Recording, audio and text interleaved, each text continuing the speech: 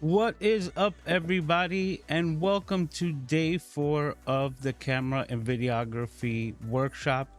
My name's Lewis, also known as Mr. Camera Junkie, where I remind you to upgrade your skills before your gear.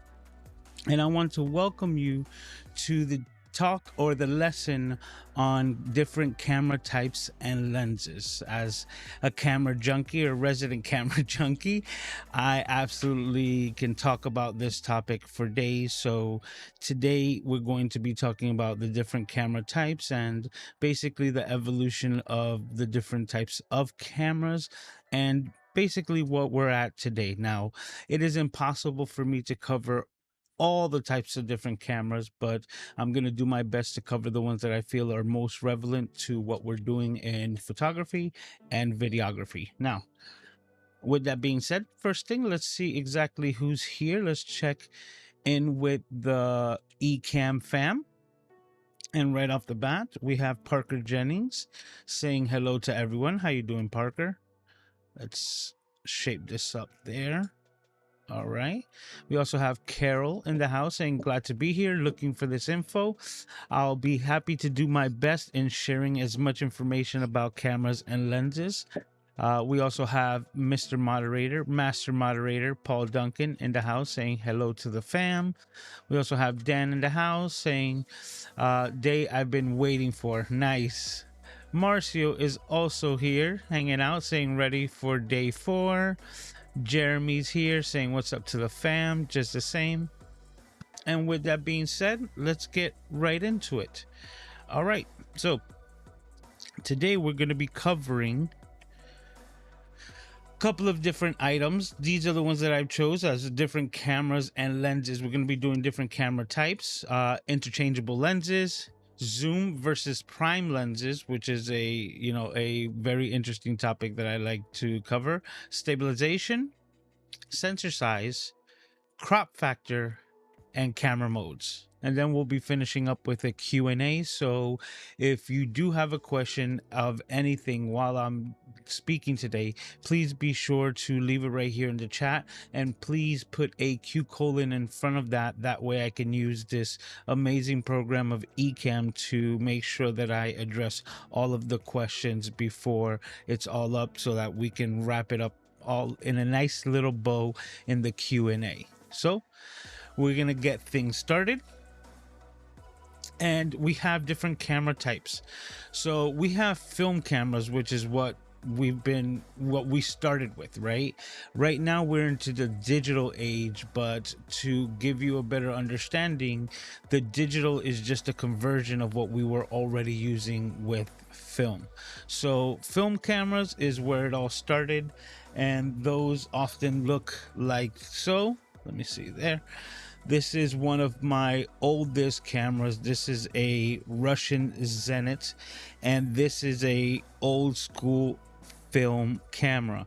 So this is what we started with as far as photography goes. Or actually, like, this is still pretty modern, because the way that we first started with cameras in film was rangefinders. Now, rangefinder camera basically is pretty much in the name, right? The rangefinder is that you would actually set a distance and a range, and it's a lot to like what we were shown as kids that cameras were, even in the olden days, in the early, or better said, late 1800s to early 1900s, to have those cameras with the bellows.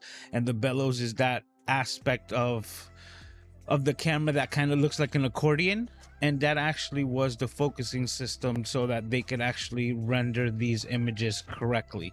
Now, images back then took a lot longer to render, and that's why a lot of people weren't smiling in photographs, because of the simple fact that they had to sit still for a long time for the film to actually capture the light. Now we've been able to manufacture film in that process to the point where film becomes extremely sensitive to light, and we're just using fractions of a second to capture the brightest colors and clearest images.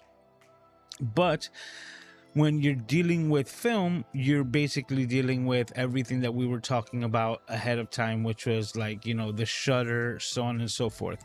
The rangefinder cameras actually had a variety of different lenses, right? And those lenses were, one of them was actually like your viewfinder, which was separate to the actual camera itself. So I'm gonna bring in another camera that I have here. It's a digital one, but it still can give you a pretty good illustration of what a rangefinder is. So this is my Minolta Dimage G530, and even though as I extend it here, we will see that it's a digital zoom camera, and in the back has a display for it. If I were to close that off and shut this down, the viewfinder here will still allow me to see an image through this little gap here, which is the rangefinder aspect of this camera. So even though it's recording everything digitally, the rangefinder on this camera allows me to utilize and kind of frame up images even before the camera is even on, because it has a separate prism allowing me to see that through the camera. It's just giving me a representation of what the lens and sensor would be grabbing. That's how the original cameras pretty much started, the same way, where you had the rangefinder and you had a separate kind of like prism and viewfinder to give you a representation more or less of what the lens and sensor was, or in that case film, was gonna actually capture. And that's what first then leaded us to the first kind of technology based, because it was a new form of technology that they applied, which is what is called the SLR camera, which is what I have in my hand. From the rangefinder, we then came up to the new technology called the single lens reflex. Now, the single lens reflex camera is basically a mirrored camera. Now, you probably heard a different term like mirrorless, right? That would come up in the conversation a little bit, but the mirrored cameras were the first one to give you an exact representation of what the camera was going to capture, because it was using one lens instead of a variety of different lenses, not one to give you a similar representation of what you were going to capture comparative to what you were going to get off of your sensor. This is the first time where you were able to attach one lens, and that's where the SLR stands for, right? Single lens.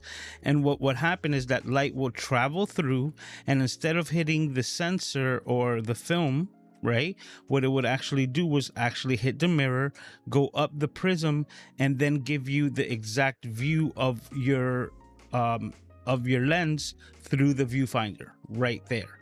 So this, just like the rangefinder, gives you the ability to use it even though you don't have technically the camera on or ready to shoot. You can basically frame up the entire shot because you're just using natural light in your environment to pass through the lens onto the prism.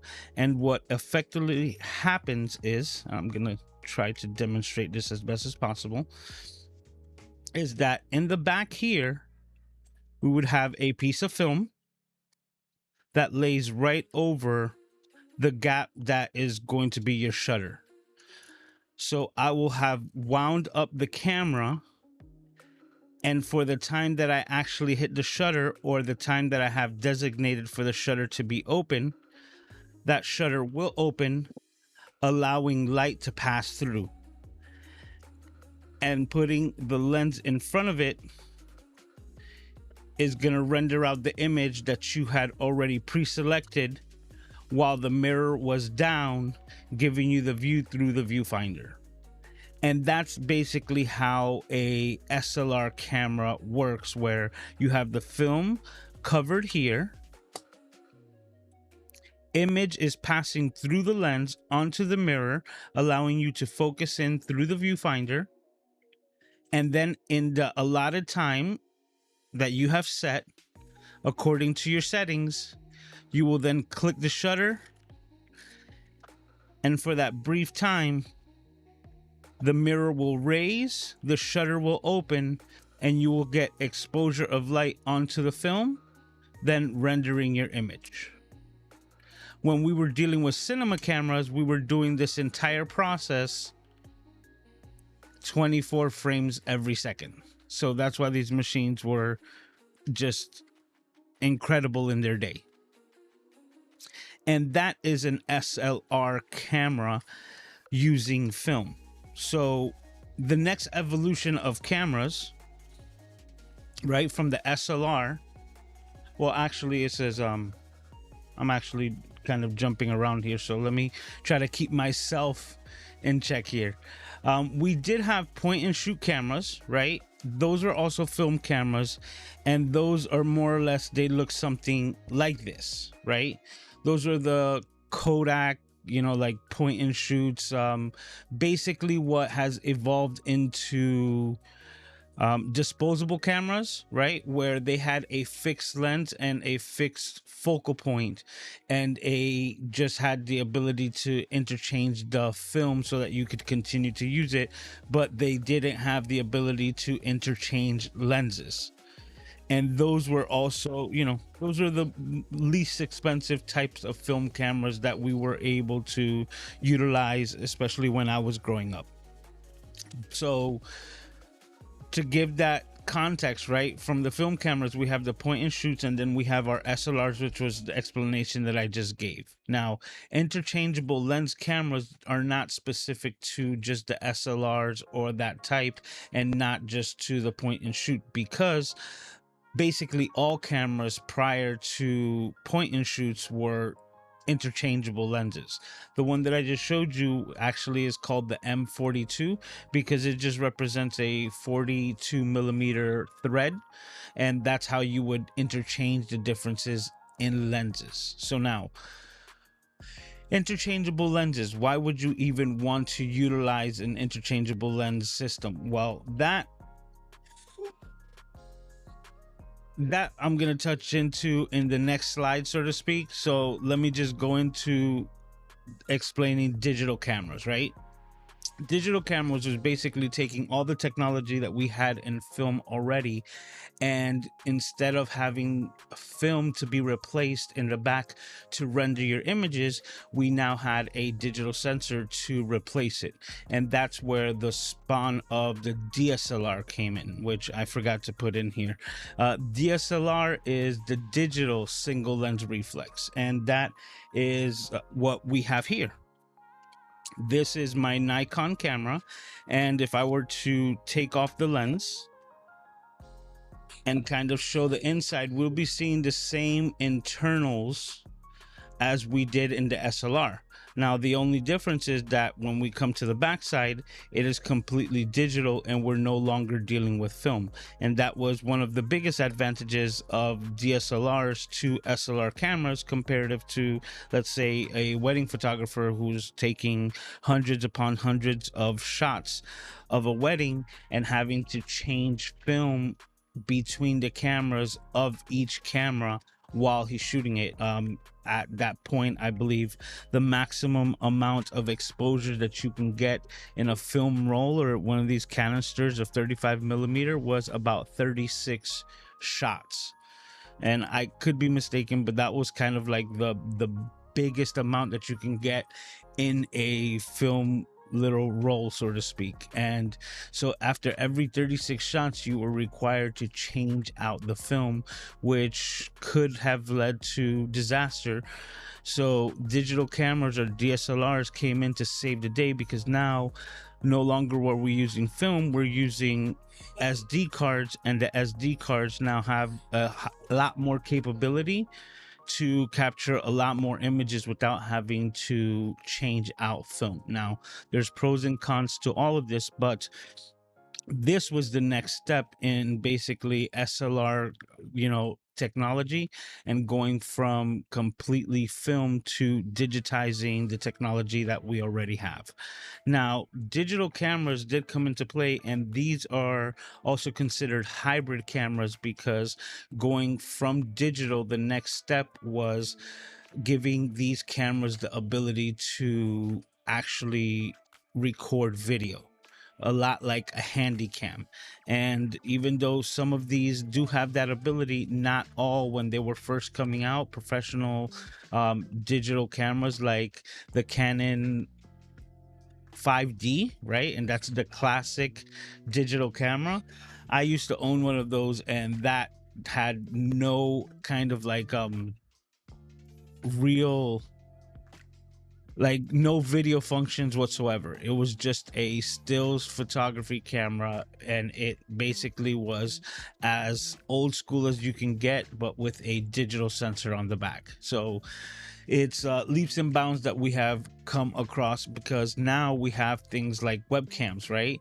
The next digitization of cameras kind of stepped away from the professional side and tried to put cameras into everyday common man's hands, which are these little webcams that you would be able to see.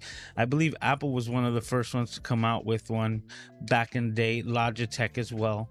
And they started in black and white, real grainy, blocky images, but it was an all-in-one unit. And that kind of falls into kind of like the point and shoot category, which is you had a fixed lens. Nothing was kind of required for you to do except connect it to your then computer and render out images. But that ease of use also led to its obvious loss of quality and control over your overall image. But at that point, we were just excited to have gotten anything that was digital, right? And we're even going back to the days of like the first, I believe one of the first digital cameras ever was on a Game Boy, right? And it was a cartridge which allowed you to take a digital image of yourself like a selfie and then print it out on a Game Boy printer. So we're going from those days, right, and having that type of technology as our webcams. And then we fall into the next category, which are bridge cameras. Now, most people might have never ever heard of a bridge camera, yet a bridge camera is kind of the in-between of what you would find in a DSLR to a point and shoot, something like this. So a bridge camera is there was quite a few from Canon and Nikon. Coolpix, I believe, is a line of bridge cameras that Nikon sold a lot of, and a lot of people recognize that name because it was a point and shoot camera with a lot of features that you would get from a more professional grade type of camera. And that's why they were dubbed the bridge cameras, because they were kind of like bridging the gap between something that was completely like kind of like Mickey Mouse, so to speak, to something that would cost you a lot, and that day that you would actually be like looking to purchase a DSLR of this caliber in those days. And we were talking about thousands of dollars even back then. So thinking of that, a lot of these camera companies came out with these in-between bridge cameras, which, like I said, was like those Coolpix type cameras, which had a lot of features and maybe even some of the aesthetics, because some of them were trying to increase the handle size, and a lot of them were like really good for video because they were more kind of like a rehoused handycam comparative to a photography camera. So that's where they had those like advantages but also had disadvantages. One of the advantages that a lot of bridge cameras actually did have was that they had a pretty decent stabilization and zoom capability for a lot of them. I remember I had a Canon HS, I think it was a 200, something like that, an HS 200 camera, which it did exactly that, had a very good zoom range and good stabilization. So for like beginner photographers, this was a great camera. But we've evolved from that, right, to hybrid cameras, which is the DSLRs, where you have now not just a photography or digital photography camera like the Canon 5D, but you have the Canon 5D Mark IV that has the ability to shoot in 1080 high definition, which is still to this day, I still think the 1080 looks incredible, but that's a whole different conversation, right? And having that ability in a digital form handheld that was comparative to what you would see in, in cinema, it was a huge leap when it came to the technology. So that's the next step into the world of cameras, which was the hybrid cameras, something like this, right? Where even though it's a photography first camera, it does have a feature where I could just click on and it would fold up the mirror that's kind of in the way of the sensor and just start working like a mirrorless camera, which is the next thing on the list, right? Mirrorless cameras. What is a mirrorless camera? Well, a mirrorless camera is basically everything that I had just explained about a digital single lens reflex, and taking a next step into, like into the future, removing the oh, look at me. Oof. Let me get some water.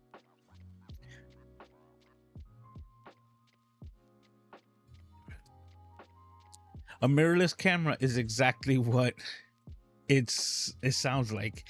It is taking the single lens reflex, right, or the mirror aspect of an SLR or DSLR, and taking it out completely. So now we're taking a next step into, I guess, shrinkifying these devices and making them even smaller. And let me give you an example. So this is my Sony mirrorless camera, and if you were to compare this to this Nikon, as you can see, night and day as far as the dimensions go. Now, the only difference is that this one doesn't have a lens attached to it, but just so that you can see, like, it's pretty obvious the difference in camera size and shape. And this was one of, this is a good example of what a mirrorless camera is. It takes everything from the inside here, all the mirror functionality and everything of you being able to see the image before you pull the trigger on the photograph or the video, and removing that completely to create the smallest form factor possible. And now what you're seeing is a sensor, which is usually behind the shutter, also behind the mirror, inside of that entire enclosure that lives within that camera there. And now we have an exposed sensor basically out to the elements. Now that exposed sensor is now basically creating a camera or a handy cam just the same way, where it has to be powered up 100% for you to render any type of image, because you're no longer using light itself through a prism to render out, an image through a classic viewfinder, right? What you would actually get through here and render out the image before you either hit, shoot or record. So the disadvantage to mirrorless when it first came out was that the battery of these cameras would die out drastically faster, because of the simple fact that even if you wanted to just frame up a shot within, like anything, anything that you wanted to do with the camera as far as settings go, rendering an image, shooting, the power had to be on and still has to be on, which is how, like, the disadvantage of so far, like, the mirrorless cameras at that point. Now we've gotten to the point where mirrorless cameras and, the technology, that the battery life is far greater than what we had with DSLRs. Like, the battery life that I get on my Sony A6600 is like ridiculous, but that's now coming of age with the technology. But when we first got into mirrorless cameras,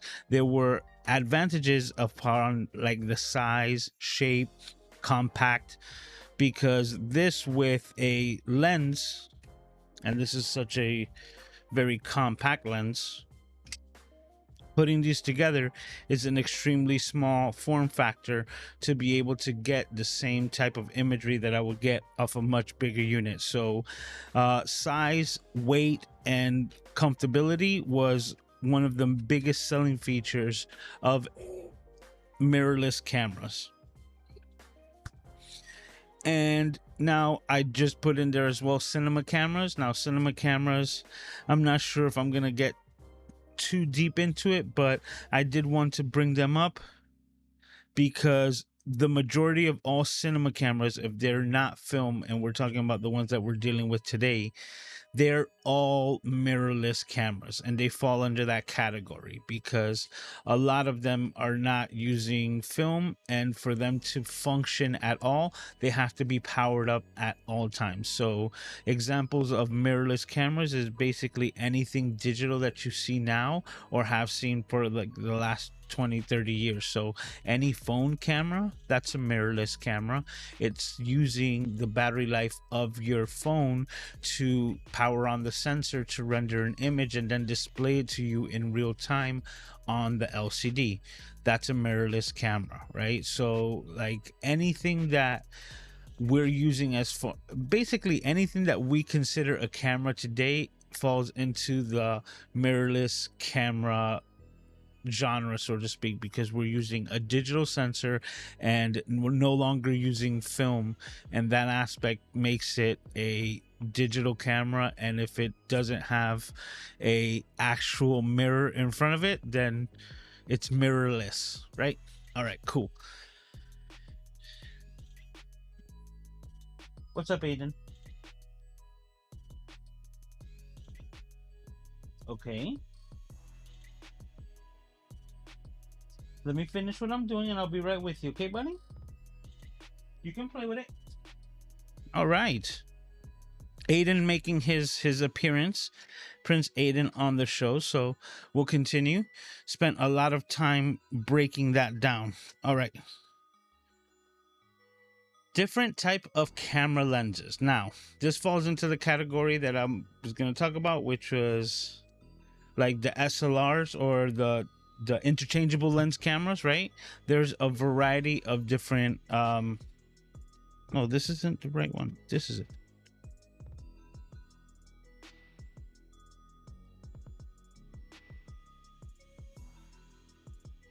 There we go. That's the button.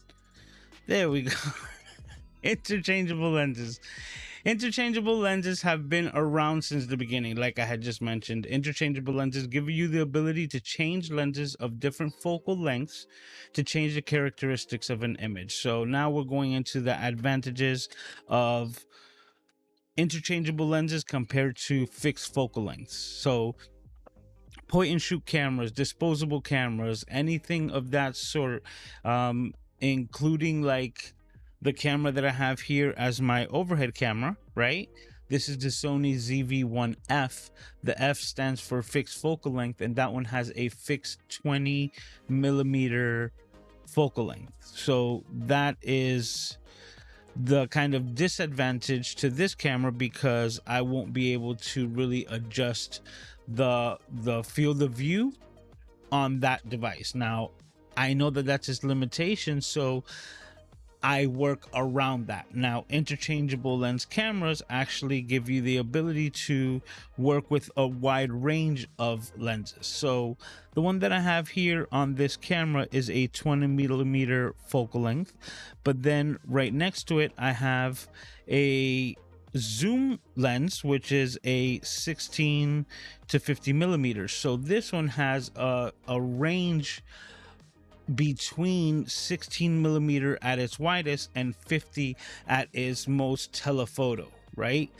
So there are advantages to zoom lenses and prime lenses, which is the next category which we're going to talk about, but this camera can work with both. So it gives me full flexibility whether I want to use a zoom lens or a prime lens, and in which scenario I think it will suit my needs best. But there's quite a wide range of interchangeable lenses. There's there's quite a wide range of interchangeable lenses for different types of cameras. Now, we're also going to touch into the sensor sizes that I had mentioned before, because that also comes into play how all of these interchangeable lenses will actually render out your image. But let's say you wanted to do astrophotography or that type of videography just the same way, and you want to render the northern lights or anything in that sort, then you would actually be able to utilize a lens to best suit your needs. For example, this 12 millimeter here on my A6600 is actually well renowned for astrophotography because of its fast speed, allowing to capture images in low light, and then also have a wide field of view at 12 millimeters, going extremely wide, allowing you to capture a lot of, space, so to speak, and the stars above, a lot of the astro imagery that you'd want to get. So this, even though is its own element, has the ability to interchange between cameras. So that's another advantage of interchangeable lens cameras, because let's say a new camera will actually come with better features. I don't have to actually change the entirety of my camera or be limited to subjects specific to it, because my range of lenses is quite vast, giving me all the focal lengths that I want, but to be able to interchange them into a variety of different cameras. This also leads to advantages in the fact that, let's say a camera takes damage, you haven't lost the entirety of the camera, when you can actually still use the lenses on a different device or have a backup because of it. Okay, let's go to the next one, right? Zoom versus prime lenses. Now, there are pros and cons to both. As you can see, both zoom and prime lenses have their own pros and cons. It says zoom lenses give you a versatility of covering a wide range of focal lengths, but zoom lenses are usually smaller in aperture and are not the best in low light. Prime lenses have fixed focal lengths and require you to move to change, you have to move your location to recompose the shot and get the different types of compositions that you might want. But prime lenses are also have the widest apertures and are going to be excellent in low light, and they're going to be low light beast. Stabilized lenses and stabilized sensors, I actually put that there because I also wanted to reference that a lot of stabilized lenses tend to have smaller apertures, right? For the simple reason that they're moving the aperture along with the rest of the elements in the lens itself to create the stabilization, which then entail actually gives you a less aperture because it's actually moving that around. If that, hopefully that makes sense. So now let me give you an example. Right here I have a zoom lens, and this bad boy here, give me 1 second, everyone. Yes, Aiden. Okay, I have to handle a little dad duty right away, so if you guys could just rock with me, give me a quick second, give you some reading things.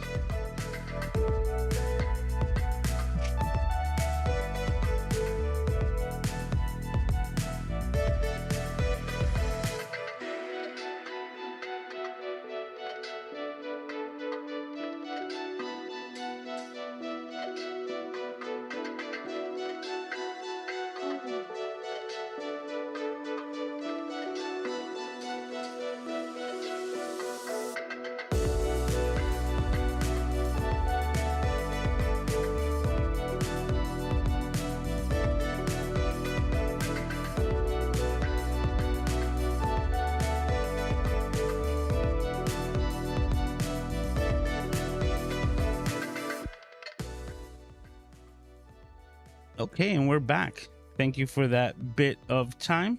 Okay, so just like I had written there, right? Zoom lenses usually do not have the biggest apertures, and that has to do with the fact that you have so many elements inside of this lens that are constantly changing and shifting, allowing you to maintain focus even though you're changing basically every aspect of the internals of this lens. So as you're going from 24 millimeters, which is relatively wide, to 240 millimeters, which is extremely telephoto, having that extreme range in this lens makes putting this on your camera extremely versatile. On top of that, you know, the size of this lens, excuse me, this lens also has the OSS, which is what Sony calls their optical stabilization. Image stabilize, I believe, is how Canon mentions there. Man, I can't believe it hasn't been that long and I can't remember the acronyms for Canon lenses that I used to use all the time. But I believe it used to just say image stabilize on the top of the Canon lenses. And that as well is what kind of determines the aperture range. Now, this one here has a floating or an adjustable aperture. So at its widest point, 24 millimeters, it's at 3.5. And at its most telephoto, it is at 6.3. And you're going to get a variety of apertures in between that range. Now, like I had mentioned before in the previous lessons about aperture, the number that's listed on the lens itself is its aperture at its widest availability. So when this lens is at 24 millimeters, it can open up to 3.5 at its maximum, but you still can close the aperture down to f4 or whatever the scenario might need. But at its most widest, it will be a 3.5. And when this lens is completely telephoto at 240, the widest aperture that you can get at that focal length is 6.3. And that's why they wrote those ranges. But just the same way as 6.3, if your image requires f8, then you still have the ability to close down your aperture to get the appropriate exposure in shot, right, or focus range. Having all of that into this lens is where it has that limitation, because it's giving you two of like those kind of limiting factors in the lens itself, being that it is a zoom lens giving you a wide range and also image stabilized. So if you were to utilize it with a camera like my NEX6 that doesn't have image stabilization built into the camera itself, it will give me a much better result in rendering a photograph or a video utilizing this combination, because I now have an image stabilized lens and not an image stabilized camera. Now, prime lenses, right, is what you would call a non-zoom lens. Right, that's kind of what we refer them to. Now, a prime lens is also called prime because it tends to give a much better image quality overall that zoom lenses do. Another kind of like con of a zoom lens is that having all of those elements within the lens itself constantly changing and moving to actually focus, that tends to render different images differently between all of those focal lengths. Now, a prime lens is a dedicated focal length, and you would consider a prime a 24 millimeter, or like this one that I have here, this small little pancake lens on my NEX6, that's a 20 millimeter. Even though it's very small, it does not zoom and it has no difference in focal length. So it is only a 20 millimeter. And then next to it is giving me its lowest or its widest aperture at 2.8. So this little guy is a 20 millimeter f2.8 prime lens, and to change the composition or the field of view of this, I would then change it to something like a 55 millimeter, which is more towards the telephoto end of lenses. So the 55 millimeter is going to zoom in a lot more than the 20 millimeter, and the 1.8 is also letting me know that the aperture is allowing even that much more light than the 2.8, because the lower the number, the higher the value and the more light and better in low light situations this lens would be, comparative to its bigger counterpart that has the other features. So what doesn't this have? It doesn't have image stabilization, right?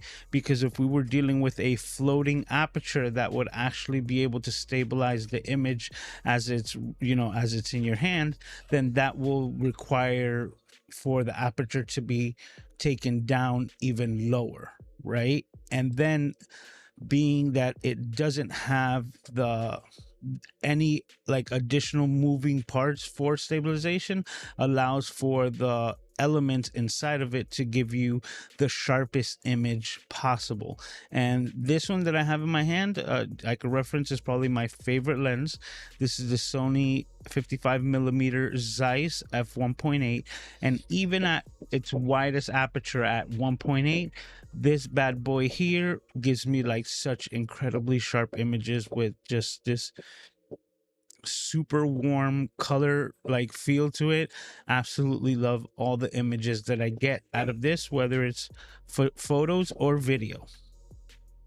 And that's basically, in a nutshell, kind of the pros and cons between the prime and zoom lenses. Like if you're going on a photo walk or a run and gun photography or videography shoot, then you might be better off with a zoom lens. Now this one is very extreme, right? And I'm going to give you another example of this zoom lens here, because this one, even though it's a zoom lens, right, it's a 24-70 f4, meaning it's probably not as fast. Well, it's not as fast as the 3.5 at its widest aperture, like the lens that I showed you previously. But the fact that it doesn't go to like even 100 millimeters, right? That is just a zoom range between 24 and 70, not 24 and 240. That also allows this lens to have a solid aperture, or a fixed aperture of f4, similar to like a prime lens or even the other lenses, that it does not actually fluctuate. So whether you're at 24 millimeters or all the way out at 70, if you want to set this at f4, you can leave it there and it's going to stay at f4 and not adjust throughout the zoom range. Once again, if you want to stop it down to like f8 or something, depending on your situation, then it will stay at that and it will not change during the zoom range. Now the other one will, and you could be, subject to seeing a difference between colors and brightness between different shots carrying around in the different focal ranges. But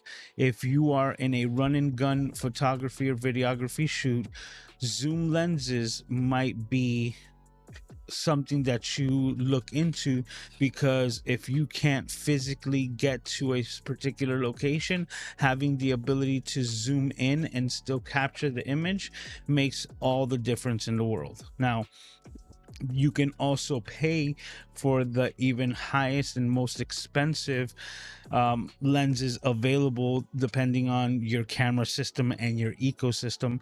With Sony, they're called the G Masters, and you can find zoom lenses with apertures of f2.8, which are pretty fast, and they're gonna give you an amazing image quality. So they're very bulky and very expensive, but you'll be paying for that aspect of having a zoom lens, but with a minimum aperture that's still adequate enough in low light of 2.8, with the highest grade of image quality and sharpness being their G Master lenses. So, you know, Canon also has their red ring lenses, right? That, you know, is their top of the line, and each company has their highest grade according to their system and their ecosystem. So depending on which one it is that you're using, it'll really depend on what lenses you have at your disposal, which makes all the difference in your imagery. So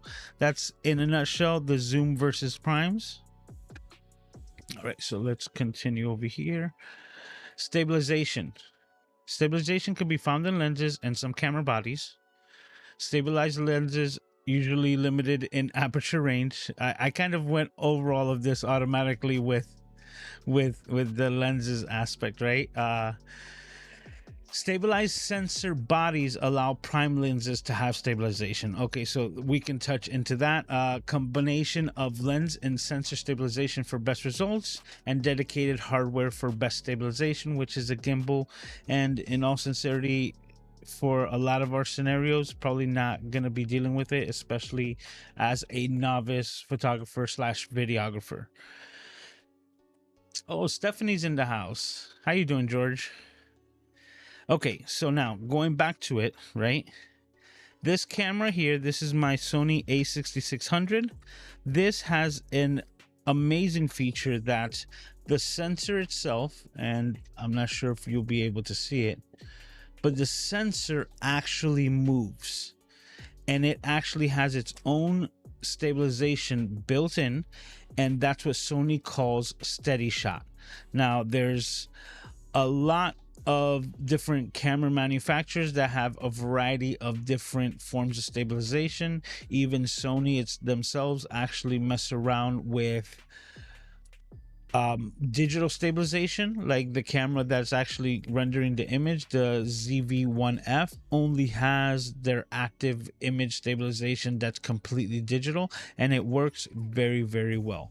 But the advantage of having in-body image stabilization compared to lens stabilization is that you're able to take prime lenses like the one that I have here, the f2.0, the 12 millimeter, my 55 millimeter, the one that I had mentioned before, the 20 millimeter, and all the prime lenses that are going to give me the best image quality but not going to provide stabilization is now getting a form of stabilization, not the best, but a form of stabilization built into the camera. So a variety of the new hybrid cameras have this functionality, but not all, like the one that you're seeing me on right now. So the a6600 here does not have in-body image stabilization, but because I'm using it as a talking head or a tripod type of camera, it's not necessary at all, because I'm not going to be using it in a motion type of environment. So depending on your scenario, if it's run and gun, or if it's more, you know, like lackluster, just tripod based, depending on the system that you're going to be utilizing. But the best of both worlds is actually combining it. So taking a camera like the a6600 that has built-in image stabilization and matching it up with my 24-70 here that also has optical steady shot built in, right? And having that OSS in combination with the sensor gives me gimbal-like imagery out of my footage. And that's kind of like my favorite combination. And that's why, even though I had mentioned it and I have it here listed there as far as like dedicated hardware, which would be the next level of stabilization in your imagery, would be a dedicated device that's designed to keep your angles, like both, you know, horizontal, like vertical and everything, in the best stabilization. I've realized that having the built-in stabilization in the body, in the lens, and using that combination with just my handheld movements gives it a more organic feel. And that's just my opinion, right? To each his own, and depending on your situation, you will actually determine how you want your image to go, because there's also been a lot of situations where I don't have a gimbal and I'll be like, this was the one case where I wanted it, right? Like, let's say I'm at a banquet hall and I just want to walk steadily right through the center and get the smoothest, almost drone like shot out of my footage at that time. A gimbal would be ideal, but I still don't recommend it, because for the times that I've used the actual gimbal, like, you will know if you're going to be using a gimbal, and then there's no like convincing. But if you're just on the fence and you're like, should I can honestly tell you, you're going to get much better results with using your built-in stabilization and using some techniques. At just this creator camp, I showed quite a few of the other campers, so to speak, how easy it was to get images in slow motion that look like if they came out of a gimbal with a simple $500 camera, and once again referencing the Sony ZV-1F. So that's pretty much the stabilization terms and like and functionality that you can get out of these cameras to date. Now, sensor size.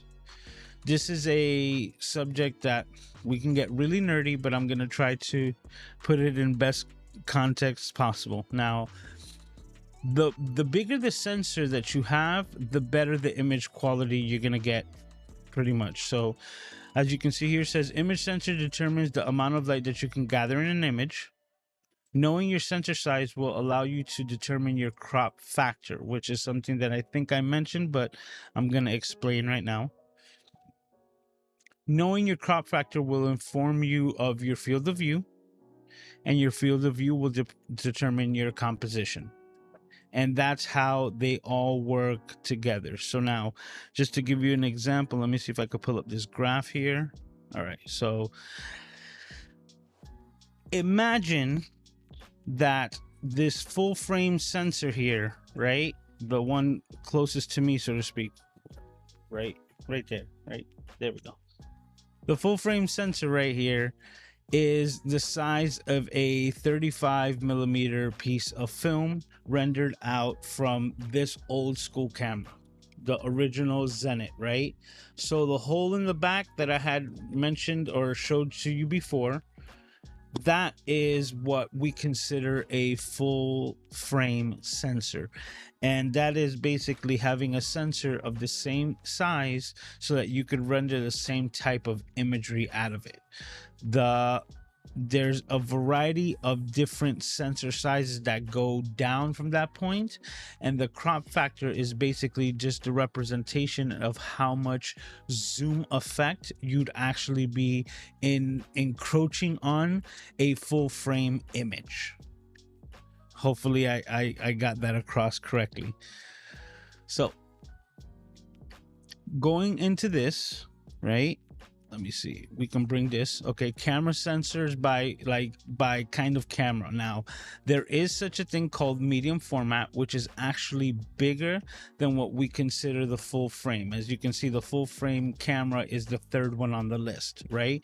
But for one reason or another, I guess because we were so like, you know, like holden to the 35 millimeter film size, that became what we consider full frame, and it's also what we basically base all of the focal lengths and crop factors against, which once again is, like I said, it is basically the other imagery here. So all the different cameras that had come out have a variety of different sensor sizes, and that really determines on how much field of view you're going to get out of your sensor.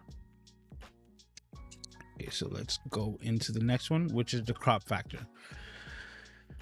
That is what we call the magnification that you'd be applying to the numbers that you're getting from your equipment depending on your sensor size. Yeah, and that's That's a good way of putting it. Crop factor is not the effect that you get when your friend walks by and passes gas. That's not what we're talking about here. So crop factor is the difference in the field of view compared to the full frame sensor, right? And the crop factor is determined on your sensor size. Smaller sensors increase the crop or the zoom factor of your image. So to bring this like visual aid, if you look at the furthest sensor, right, the one in the darkest blue, furthest to the right and to the bottom, if you were to place that over the full frame sensor, imagine if you were just zooming in on your computer or like expanding an image, right, on your phone, that you would see the entirety of the image, but as more you like zoom out, you're gonna like narrow down, and the pixelation and the quality of the image is going to get lost. And that's kind of how all of these sensors work. And I say kind of because that smaller sensor is what you're going to find on the majority of smartphones, right? That's what you're going to find on an iPhone, on the Samsung S23, I believe is the one that's out right now, right? And even though they have such a small sensor, they're still able to render out really good images. And that has to do with the fact that there's a lot of computational aspects and a lot of computer like magically doing stuff in the backgrounds to maximize and get a image that you would find closer to a full frame sensor on a phone or on an action camera, so on and so forth. So this is a good, you know, diagram of the differences of the sensor sizes and what you could expect from them, right? From like a medium format to an 8K full frame APS-C. And APS-C is just slight, as you can see, just like one step down from the full frame. The other one is what we call micro four thirds, a 1-inch sensor, and then the ones that you would find in, you know, in the like action cameras, which is what we call a 1-inch sensor, and then even the smallest ones that we find in our phones. So going back to this, if you were to see how each color is stepping down and it's almost as it's zooming into the same exact image, that's exactly how the magnification factor of your camera and lens is going to act depending on the system that you're going with. So when it comes to the mirrorless cameras on your phone, these are what will fall into the category of like point and shoot, because the point and shoot cameras have everything already built in. So the lens, the focal length, field of view, none of that is within your control. And that's why when you see the latest cameras or the latest phones, right, when you see these guys, they have 3 different cameras on them because they're actually giving you or recording 3 different focal lengths so that you can have a variety of different cameras, even though some zoom into others, right, and they have different properties, but they actually have to physically put a variety of different cameras or kind of all their own point and shoot cameras so that they can have a mimicking of a variety of interchangeable lens cameras so that you can have the differences in field of view and be able to capture different types of imagery. So with interchangeable lens cameras is like the ultimate, you know, like multi-lens system, because you're able to do whatever you want depending on the availability of glass and in this case lenses for your system. So what is the crop factor multiplication, and trying to explain it as best as possible before getting into like the math aspect of it, but it basically comes down to multiplication. So the crop factor is, the easiest way to put it is to actually be able to understand your own crop factor and what your multiplication aspect of it entails. So I use the Sony system, and let me go back to it, right? I have Sony interchangeable cameras with Sony interchangeable lenses, but within this system here, I have what are called APS-C lenses, which when I go to the back of them, you can see that the elements are designed for a smaller sensor. And you can see there that that is designed to just cover the small sensor size that you would find on an APS-C camera. And once again, as you can see, that the back of the lens matches up pretty evenly to the size of the sensor within the camera. Now, a full frame camera I'm using here, let me see if I'm gonna pull it down, because I don't think I'm actually using it for any shots in today's lesson. I'm not, so I'm gonna pull it down. Give me a quick second.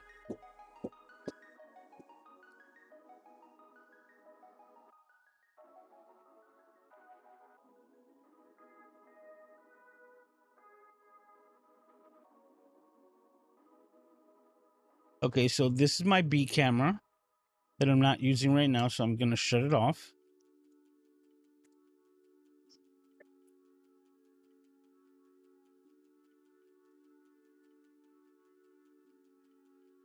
To show you the difference in size of the sensor.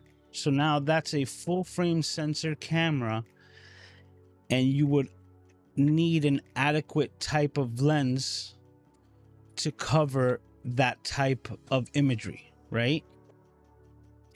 So what happens is that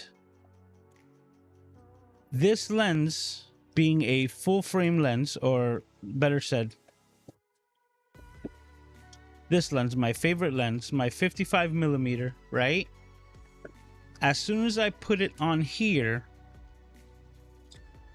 and I take a photo or video with this setup being a full frame camera and a full frame lens, then I could kind of just say or understand that the imagery that I'm going to expect out of it will be equivalent to a full frame sensor in photography's 55mm. Now, if I take this same exact lens, let me put this one back on, right? Put this off to the side.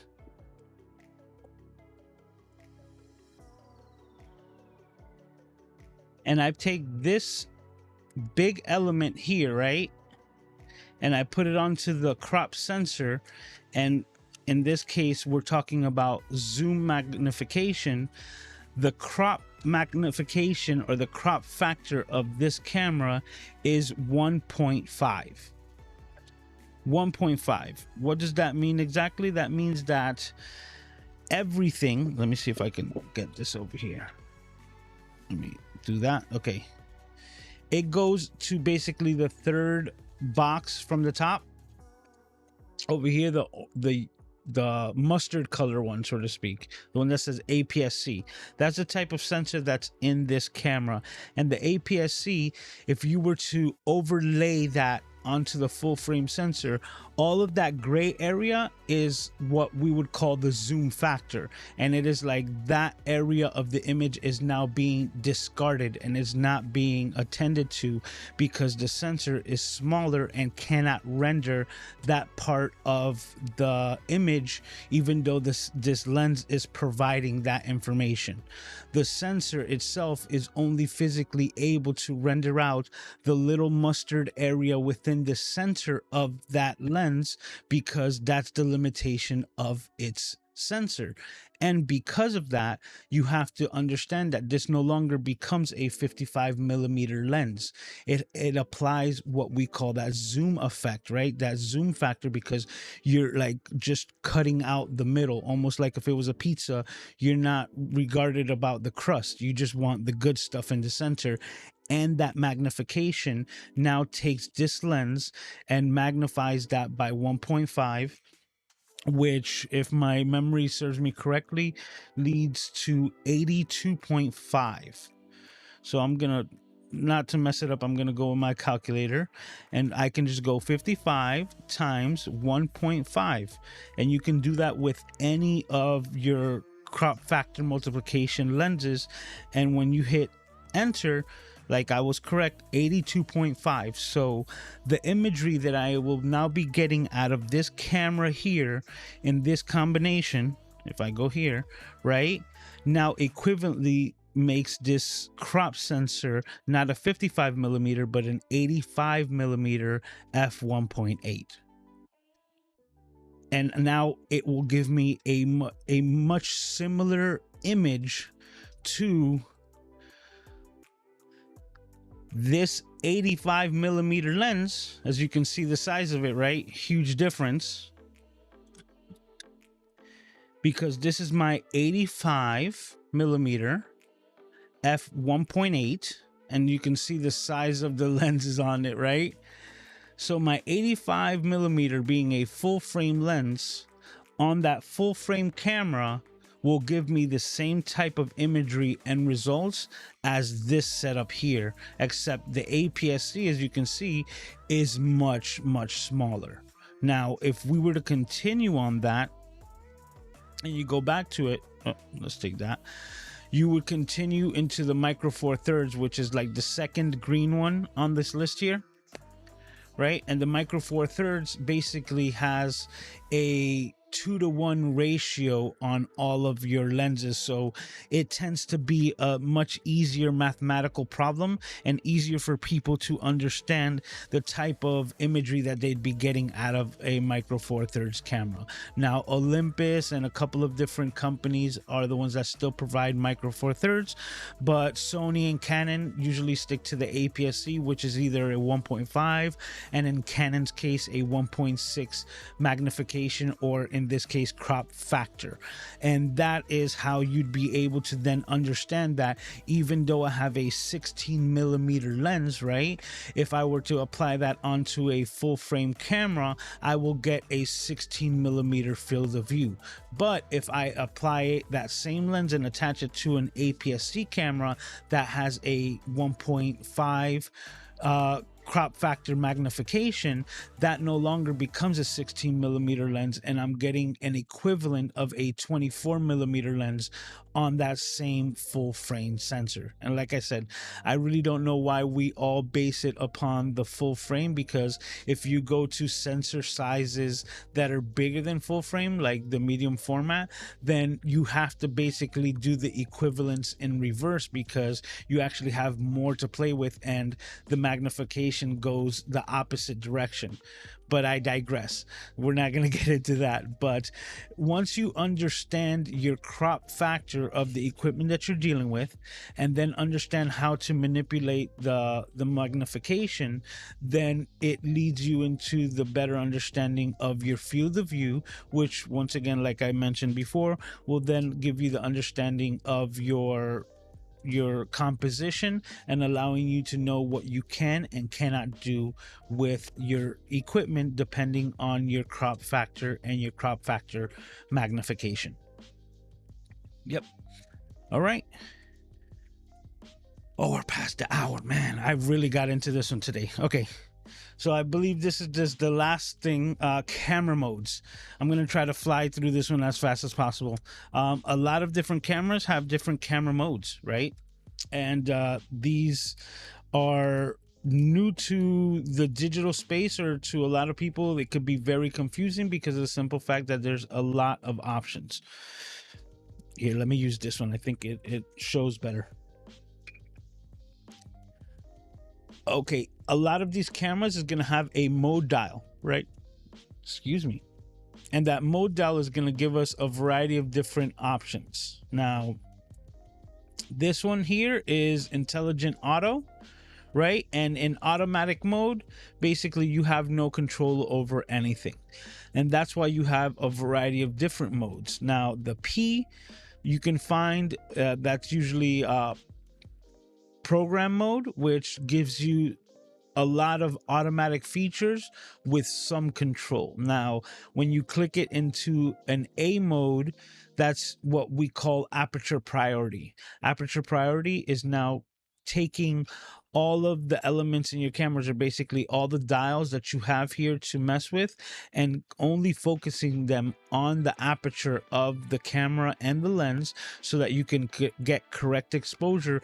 But the rest of the camera is kind of set up to auto mode still, right? It's just telling you like, hey, you can adjust your aperture so that you can let me know as the camera, right? You can let the camera know what you want to be in focus, what you want, how blurry you want your backgrounds, because that's what controls to that, depending on how much light you're admitting to it. But then when it comes to the ISO and all the other aspects, you know, the shutter speed and things like that, whether it comes to your photos or videos, it's going to set those to auto.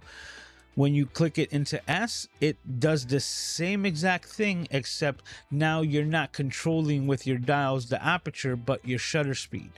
So this is more of a photography type of aspect when it comes to controlling the shutter speed, because when it comes to videography, you're going to want to set your shutter speed depending on your frame rate, and you really wouldn't be messing around in a mode like this. But if you are doing it for photography, let's say sports photography and things like that, this is going to give you the understanding and the adjustability to adjust your shutter speed so that you can control the motion blur in your photography or videos in that case.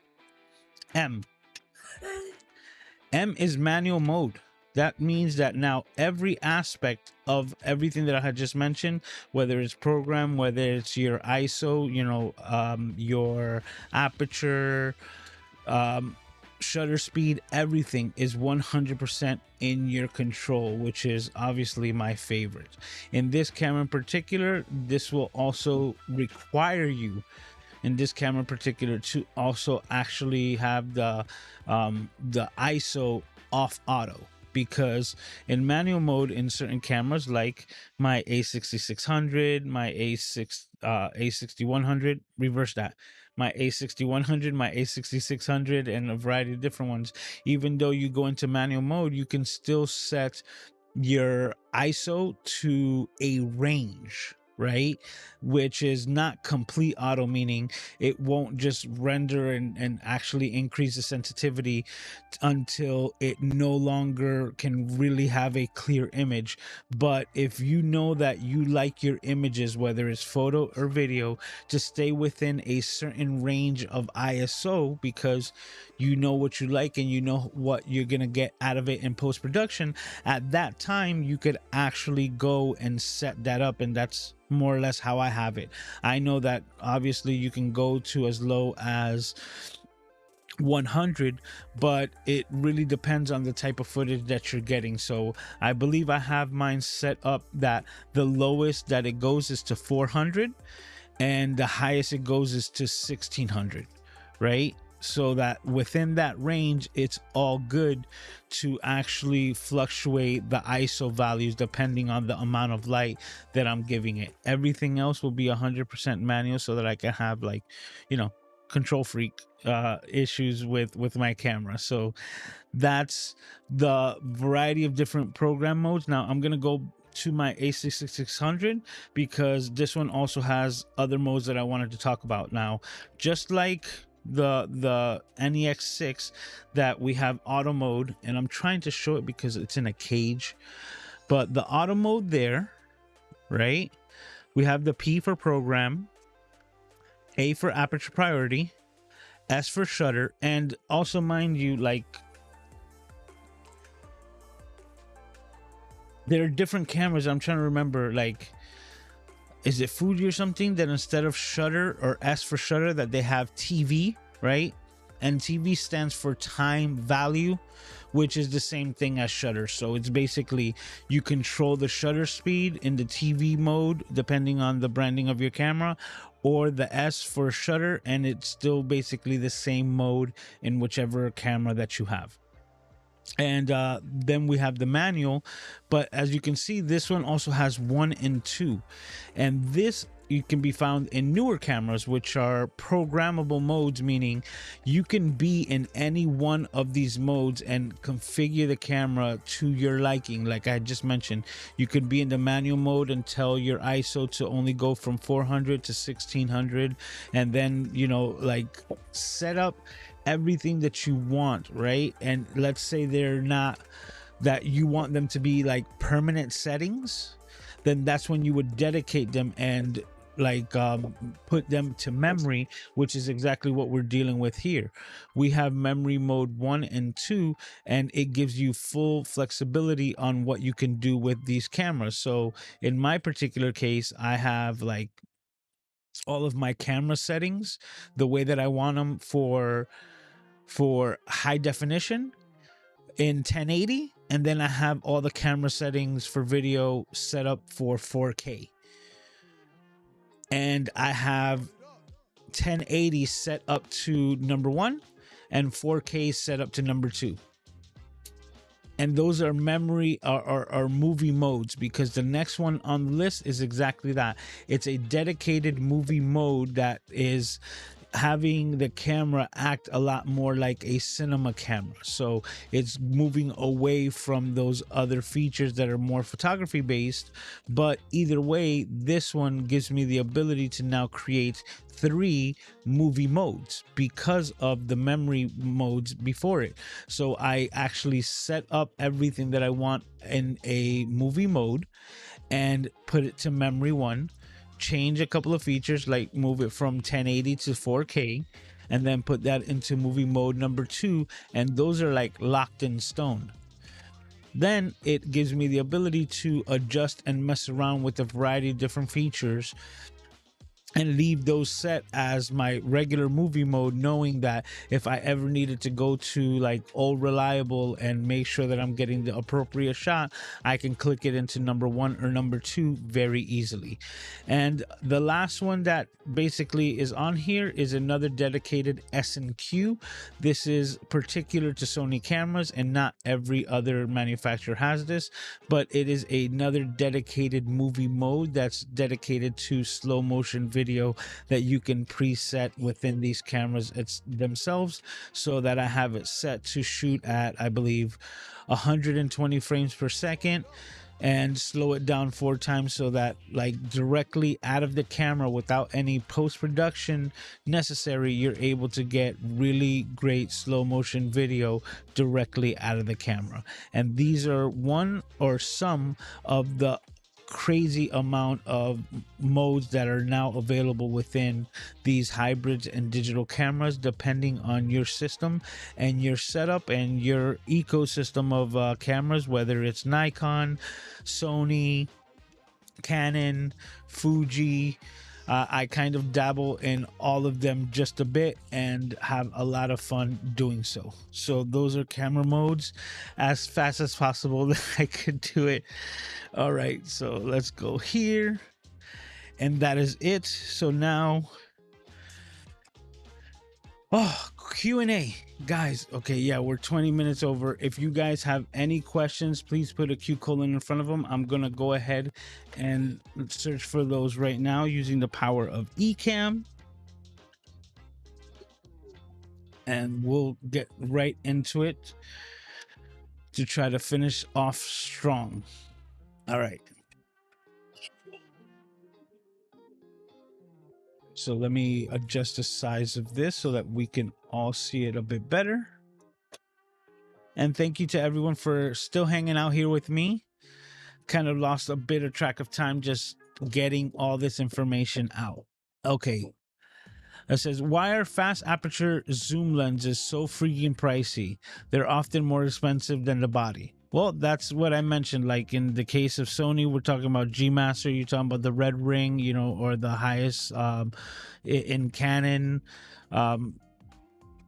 It is what it is. It's the higher price of the glass itself, but one of the trade-offs is not only the price of them, it's the size and weight, you know, because if you're thinking that they're going to be as nimble and as like easy to carry around as a set of APS-C primes, you're going to be sadly mistaken, which for me, that's why I tend to lean more towards the APS-C side. Now, when it comes to photography, I see the benefits in a full frame camera. That's why I have one, and I have one that's very high megapixels, 42 megapixels, right?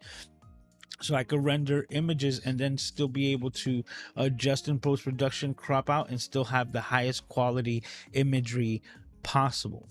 But at the same time, I know the drawbacks of full frame glass, because on top of it being expensive, when you want to get, like you just said, you know, the fast aperture zoom lenses like the G Masters f2.8s, right? Those things are going to be extremely expensive, but they're going to be worth it for the overall image quality that you're going to get. And that's one thing that I always say, you know, glass before anything else, because lenses actually hold their value. So even though like you can buy that lens and it's pricey now, you will probably have that lens for a lot longer than any of the camera bodies. And to give you another example, up here, right, I still have my Canon 50mm f1.4, and I'm able to utilize that with the adapter that you guys saw before on my full frame camera, right? And being able to put that on there and still utilize that old lens and get the quality of the glass itself onto a new camera body and a new image sensor is amazing, especially when, you know, hypothetically that lens would be like dead in the water compared to its camera body counterpart. So for that reason, I always say, you know, like invest in glass, because the camera bodies are going to come and go, but having the right ecosystem and having the lenses that you want to use is going to make it all worth it, because it really doesn't matter what camera Sony comes out with in the future. To give you the best example, I already have my favorite lens. Like any camera that I attach to this lens, I'm going to be very happy with those results. So anything else that comes out in the future that I'm able to add to my arsenal is just a cherry on top. It's just bonus. David's in the house. Thank you for stopping by. Says, don't forget to click the like button. That wasn't a question, but he was saying to use that as a cue. Okay, we got Carol saying, what if any of dozens of DSLR lenses would work with mirrorless cameras? Well, that's a great question. And there's such a plethora of DSLR lenses that can work with mirrorless cameras. For example, let me show you right back to the top. Well, we're in a completely different shot, but this thing right here is a Metabones adapter. It's sitting in between my Canon SLR lens. And when I say SLR, meaning SLR, this lens wasn't even for digital cameras. It was for the first electronically focusing film cameras that Canon had. So this is a Canon, you know, man, I forgot even the mount name. But basically, the adapter that I have connected here, this Metabones, actively takes my Sony camera and converts it to a old school Canon camera. So now any lens, and I really mean any lens, I have this, it's one of my favorite lenses. It's this Quantaray. It is a 70 to 240 millimeter, right? No, correction, it is a 135 millimeter to 420 millimeter zoom lens, and this thing's a monster. Designed, it's an APO lens, and believe it or not, when I got my digital Canon camera that was kind of like this, it didn't even work with that camera, because the newer digital cameras actually had control over the aperture and would send back what we call EXIF data from the lens so that it could be recorded onto the SD card with the image. But because the lens preceded that type of technology and was just used as an electronic autofocus lens, that lens never was designed to actually provide that information, and whenever I tried to use it on a Canon camera, it would give me an error. So I thought that that lens was just a loss and I wouldn't be able to use it until I got this Metabones adapter, and that now like communicates and is the translator between those old lenses and my new system. So whenever I click the shutter on this Sony camera, it's gonna get all the information from the lens itself and translate it to my camera, so that this one bypasses the error that Canon's cameras provide, which is kind of nuts, right? That I'm able to use the vintage lenses on this system even before the ones on Canon themselves, because it doesn't provide that EXIF data to the digital formats of their newer cameras. But that's just one example. I know that you could also take any of these Sony lenses and with a simple adapter convert them to the Nikon Z system format, because their lens mount is so huge that it gives enough space to be able to adapt those lenses. So there's a variety of different things that you can do when it comes to adapting different types of lenses to mirrorless cameras, and also the vintage aspect, because I love getting a lot of these old film cameras that we have here and applying them to these digital cameras just the same way that I have this mount for it, or this adapter. I have an adapter for all of my vintage historic lenses, like this guy right here, which I absolutely love, my Helios 58mm f2, which is a vintage Russian lens. I think it's 70 years old, right? Amazing image quality and looks that you could only get from it. I got that information, Paul, just to let you know. Thank you for it. So let's just keep running through it. Carol's got another question. I see the Sony camera is recommended for live streaming. Do you buy the body one place and the lenses at another, and which is best? That's really up to you. Like, it depends on what you're looking for. If you can find them in one location, like if you're shopping at B&H, even though they might be a different brand, like I'm using the Sigma 16mm f1.4 on the Sony body. It's a lens that's made for Sony cameras, even though it's not branded Sony cameras. So it just really depends, but those can both be found at B&H or on Amazon, or a variety of different places, wherever it is that you're going to purchase your gear. But knowing what you're looking for ahead of time, and like I said, through focal lengths, composition, and what is that you're trying to get out of your image, is going to lead you down the correct path of what gear you should get, and what to, more importantly, not even like worry about and not even have to think about, because it's not within like your ballpark. Okay, I think that's all that we got for right now. I'm going to exit that and just go to the bottom to see. All right, and it looks like we got everything, and I even saw someone says like no questions today. All right, then I think I did a pretty good job. I want to thank you all. We just went, yeah, like Paul, excuse me, Paul just mentioned to me that we're close to 90 minutes. So I want to thank you all for taking the extra time for hanging out here with me. Tomorrow, we're going to be talking about building your look and feel with all of this information, how close or how far away.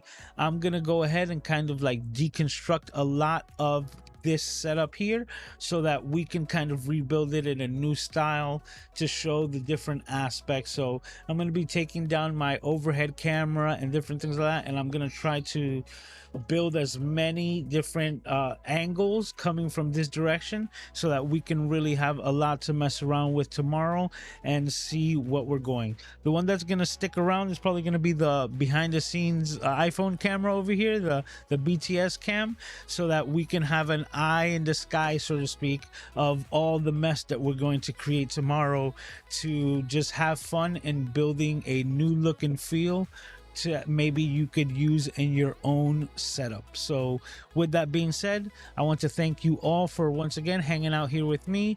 Take care of yourselves. I can't wait to see all of your smiling faces right here tomorrow, 4 p.m., while we do it all over again. And I will talk to you then. Talk to you.